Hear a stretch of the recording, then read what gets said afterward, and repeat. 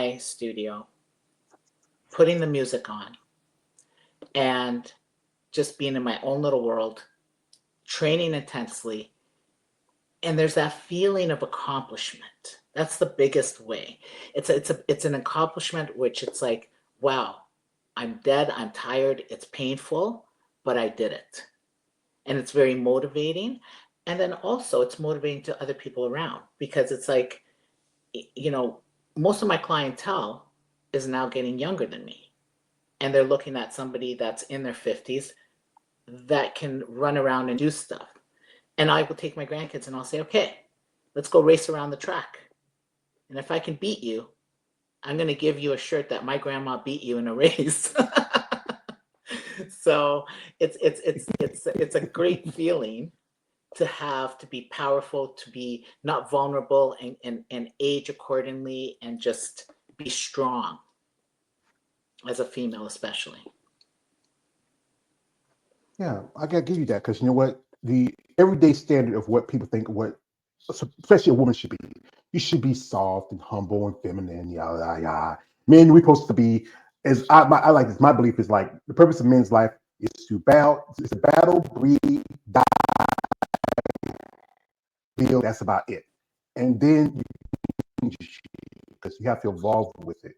You know, you're developing your body. You're working hard. You're finding something as a purpose. And you know, instead of getting, this is a sport with not a lot of you know, I would say enough validation, recognition. You got to cost of travel, the shows, and you know, everything else that's involved in it.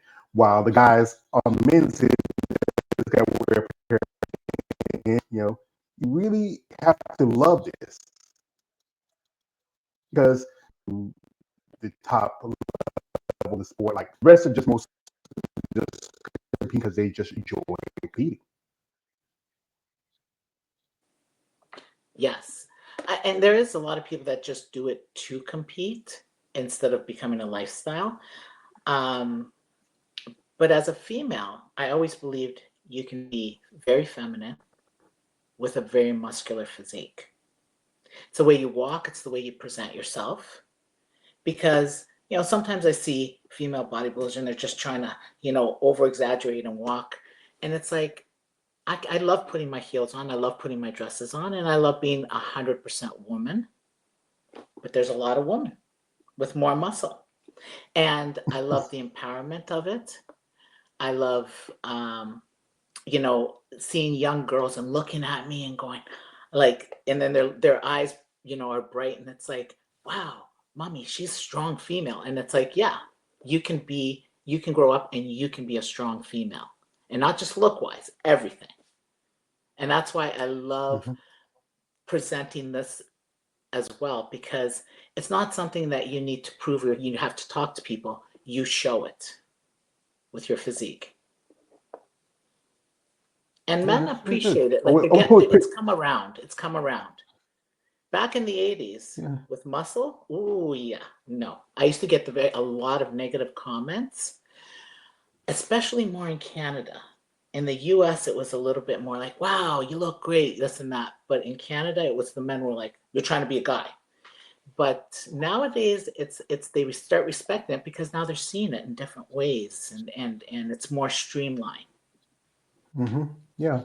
Because I think I talked to Lisa that the guys at bodybuilding empowered them, especially if they had a, me, quite a few ladies had athletic background, track, whatever sport you used to play. Some got into after they had their kids and put on weight, and they feel like they want something to help them out, then they just found the sport by accident. And others going through some mental issues, be it physical abuse, drug abuse, whatever, and bodybuilding is something that helped them out. Like I'm gonna pull this picture, folks. This is like I would say some amazing ladies in this picture, counting Amanda. We have here is the first mom Miss Olympia, Yaxina Akeem. Right here we have Michelle Brent.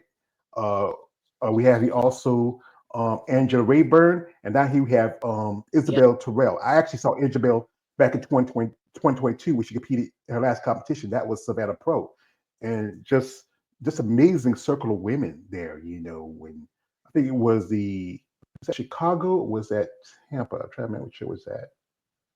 I believe that was Tampa. Nope, Chicago. It was Chicago.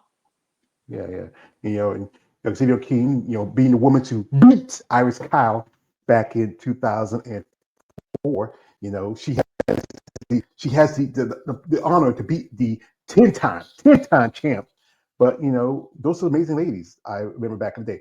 Folks, while we have men here, we're going to jump into her social media. If you want to follow her, her links are in the description of this live stream. You want to interested in interacting, maybe talking over about the sport, or even maybe working with her if you are also, she does traveling training. So if you want to maybe work with a trainer, reach out. But with genuine interest, and guys, no weird stuff. Behave yourself. No guys making comments about she's trying to be a man, and no guys sending strange pics. Come on, guys. It's a nice lady. Somebody's grandma. So with it. And I know these guys, that's all they want to see. They want to see the pictures and the flexing. But especially for a woman, like do post. We never fall bodybuilder. Like we like people. What was your like? Oh yes. After you I'm sorry. Say that again. what was for judges? You're cutting off. Something about the judges. Judges. When was my last show? I was supposed to actually compete in Puerto Rico, and what happened was my connecting flight did not go. So I basically had to come back, and I made it to Philadelphia. And by the time I got the connecting flight, it would have been during pre-judging. So I had to bow out. And then I was going to compete another couple years later, but then COVID hit. So then that was a different case scenario. And then I got caught up in other things. But with judging, it's like, the judges will always choose who they want to choose. And, there's women that are, again, better gifted and more muscular and stuff like that. But to me, it's like, be the best that I can be and continue on.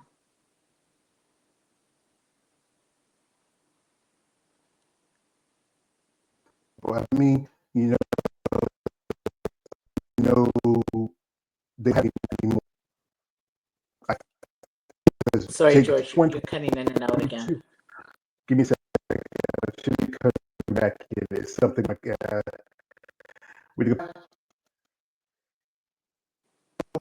Oh, hello? See, now we're cutting in and out. Can you hear me?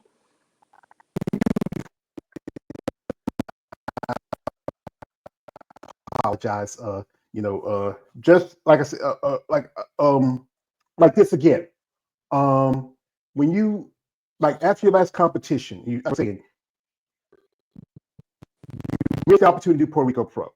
Then COVID hit, and then there was so much stuff going on. Why now you want to come back? Why now? I guess you know what? I just it's about me. It's about being the best I can be. Let's see what I can put on the stage.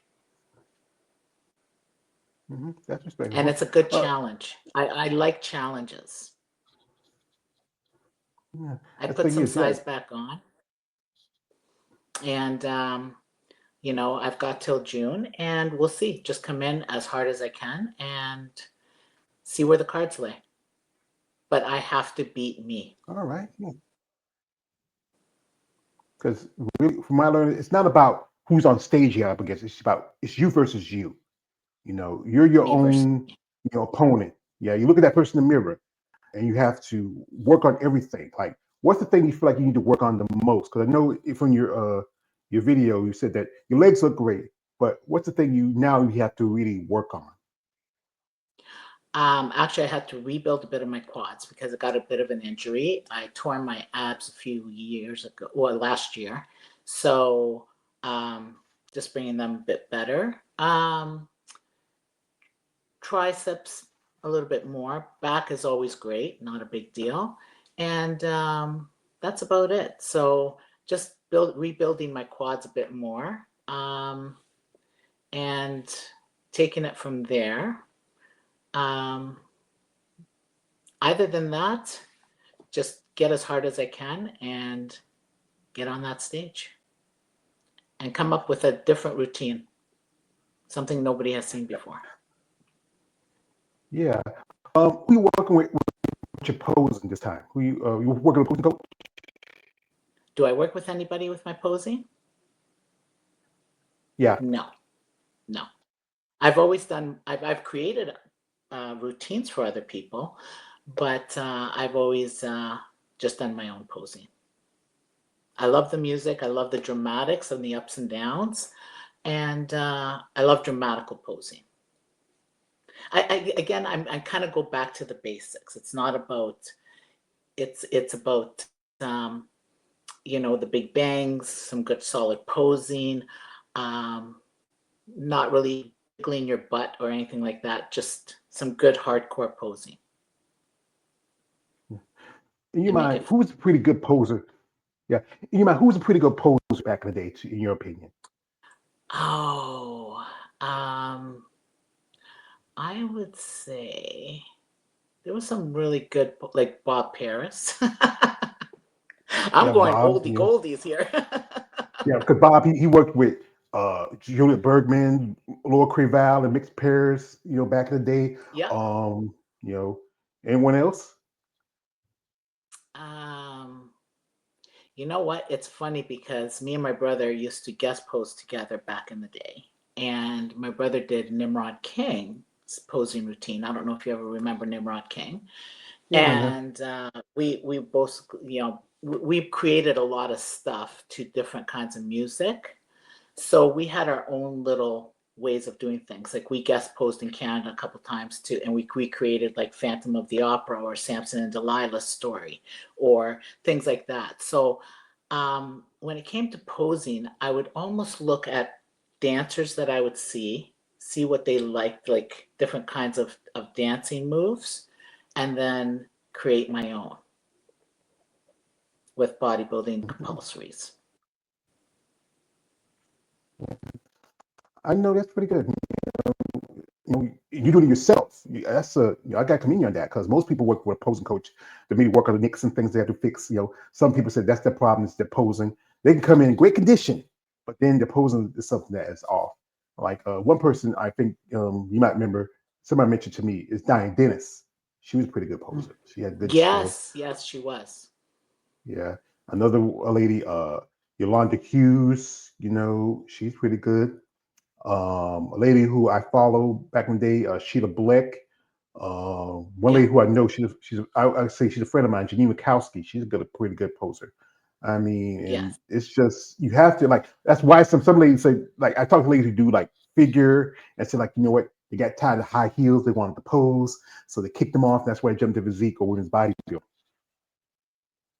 Yeah, and that creative part of the posing, that freestyle posing that you want to get into, I like that too.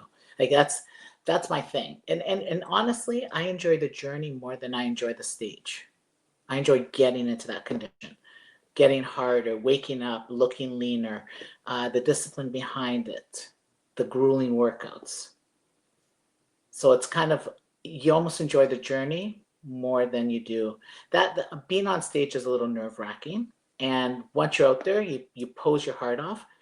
But other than that, I just enjoy the journey more. hmm Yeah, that's the thing is when we go to the shows, us the fans, we go to the shows, we see these men and women up there in these great conditions, y'all vascular, y'all shredded, y'all tan, y'all sparkly and shiny. We see that, but we don't know what it took you to get there. The dehydration, the tiredness, being angry, just trying to will yourself to push your body to a certain level that most people wouldn't want to do themselves.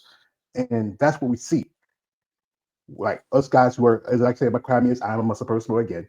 And we see these plump, beautiful, muscular women but don't understand what it took for you to get there. And that's the thing, like, a lot of people don't know it, but I'm trying to install it into my younger athletes. Like, if you want to be the 1%, do you want to be the 1%? Because they want that Division I scholarship. They want that NHL pro card. They want this. Can you be the 1%? Because bodybuilders that go and compete, you have to go through that grueling time.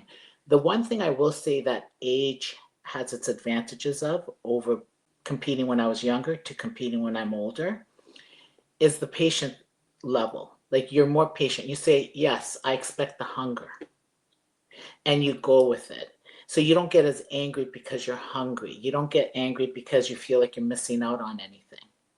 It's like, you decided to do it. This is your game. So you do what you have to do. And that's one thing I like that age has given me, is that maturity level to do the grueling workouts. If you want to be there, you know what kind of work it's going to take. So get moving, do your thing. Um, when you're younger, you know, your friends might be going out. You're thinking, oh, I can't go out with them. I got to be in these four walls. I got to go to bed early. I got to do my workout. I got to train harder. Like, why is she eating that ice cream? Like, I want that ice cream. She shouldn't have it. I'm leaner than her. But as you're older, it's like, it's your game. You decide to do this. You want to be that 1%er. That's what you have to do. You have to motivate yourself. You have to go that extra height, extra limit. You know, once you climb that top of the mountain, find a higher mountain. You know, you got to do what you got to do. Yeah. We have a comment. Miss Stefan Price, welcome, Stefan. He says, she looks beautiful, Oh, awesome. thank you, Thank you, Stefan. brother. We appreciate that. Yeah, because, yeah, it's just, there's a lot of work to this, you know, and those people who are not willing to make those sacrifices. Like I said, I know ladies tell me that their friendships change because they can't go to the club or can't go here. Like, if you are someone with a family, you have kids, and you cook and prep for yourself and your family, you know, your kids be eating, you know, chicken nuggets and mac and cheese and drinking, you know, fruit punch while you're eating rice with turkey and asparagus and water, you know. And I think food is the important part of growing. You know, it's the thing that helps you in the process. Like, and I know, you know, when you're dieting, you're training. What's those like especially after your last competition? What did you and Abdul do? Where y'all go? Because I know you went to vacation on the Dominican Republic. What did y'all eat while you were there? Share with me. Tell me, Amanda. Tell me your Okay, scene. well, afterwards, even after the show, I like a lot of little things. So I will get like 5 or 6 different appetizers, you know, and have a little bit of this and a little bit of that and a little bit of this. And then I call it false advertisement, because then you go to all you can eat buffets, and I'll come back with plates and plates because I can mow it down. And then I'll be like, and they'll be looking at me going, how does she have a 6-pack and eat that much? And I'll be like, yeah, false advertisement, because this isn't what it really did. And then by about the third or fourth day of eating like that, you're like, I don't want pictures, because it's like, I'm too fat right now and bloated. But I eat a lot of like different things. I love, you know, my steaks and my potatoes and you know, my sweets. But you know what? Even when I'm dieting, I love watching cooking shows. Ooh, I yeah. love baking and making stuff, and I love other people eating in front of me, because it just satisfies me. So I don't mind that. I actually enjoy it. Like, if I can't have it, tell me what it tastes like. I've been to weddings where, you know, I had to sneak in the baked potato and the chicken breast, and I'd be like, and people would say, "Oh, I feel so bad for you," and I'd be like, "No, if I were you, I'd be going for the extra lamb chop. Like, that looks good." Yeah, I've talked. This one lady I've interviewed. Her name is Christine Ware, and she says she loves baking for it because she has a husband and a daughter. She loves baking for it. She make them eat. You know, she make cookies and pies, and she make them eat. She just I would say a savage when it comes to watching her family eat. And yeah, you know, I know that's a tough part, going to a wedding, or it won't be long for it's the summer holidays, like 4th of July. Well, we have some 4th of July. Y'all have y'all Canada Day. and you know, and Yeah. everybody's having barbecues, and you know, and yeah, food. A lot of bodybuilders are foodies. I mean, you know, I can tell you, I used to be about 500 pounds, and then I decided to take a step back because at that time I was taking care of my mom, and food was something that was a comfort. You know, especially you know, we going through somebody who's sick and they're going through hardships. But then when I started doing content, because I've been a fan of bodybuilding for a long time, I've been a fan for practically 40 years, and doing this content about you I get to know stuff, and really I use that stuff that I learned from y'all to in my process to lose weight. I'm not perfect. I have to have some setbacks. I love sweet. I got to be careful. I'm pre-diabetic because my mother and my sisters company are diabetic, and you know, sweet's just that. It's just that thing. Like it's like crack. You know, you get it. Like today, I went out. I got to do a little shopping, and I pick up this box. It's like a 10 box of. It was a box of 10 donut sticks in it. I already ate two this afternoon before I interview. But the other thing is, if you eat the right foods, it's those stuff that help you in your process. Like people say, you'll see we see the abs, but you're eating the Chinese buffet. But the fact is, it's fuel to build that muscle, and it don't last long once you put it in your stomach. That's right. Correct. Hey, I was a big sweet eater too. When I was a young kid, I used to get like 2 boxes of butter tarts. My mom used to buy 2 boxes of butter tarts, and I'd sit there and I'd sneak in the butter tarts because I didn't want to see Mhm. her, seeing me eat them.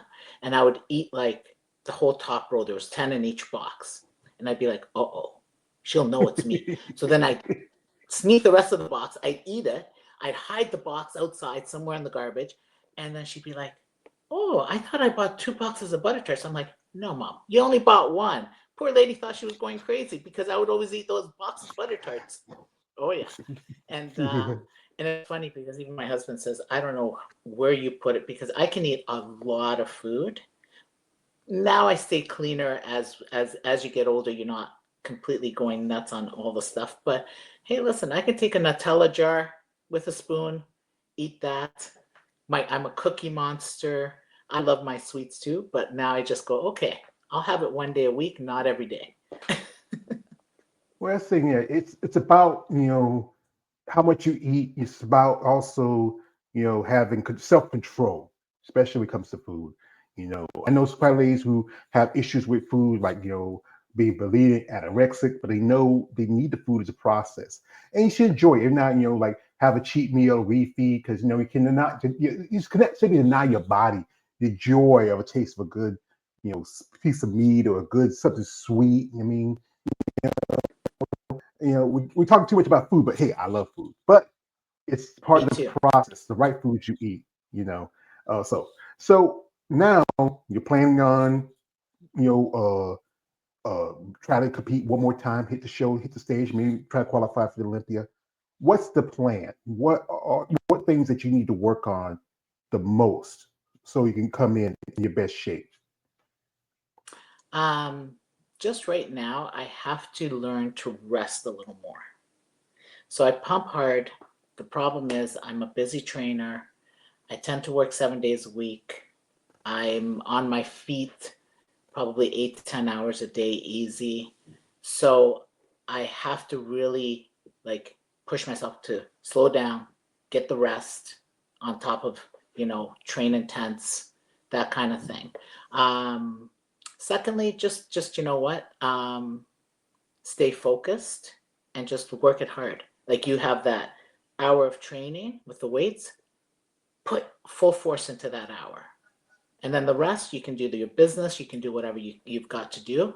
But just, you know what, stay high intensity and keep yourself focused. And that's basically, and then I'm just going to try and get as lean as I can and be consistent. Mhm. That's Consistency is important. key. Consistency, discipline is important. Motivation can change Yes. from one day to the next. And consistency is key to that and being disciplined. Like in the gym, like what's your favorite workout? And what's that one you say, damn, I know what I'm Oh, doing today? my favorite workout? Probably Yeah. shoulders. Love shoulders. And that's because I never had shoulders. Now it's getting to hamstrings because I want to bring on hamstrings. So Everything that's like a body part, I love to try and do. It's a challenge. It's a challenge.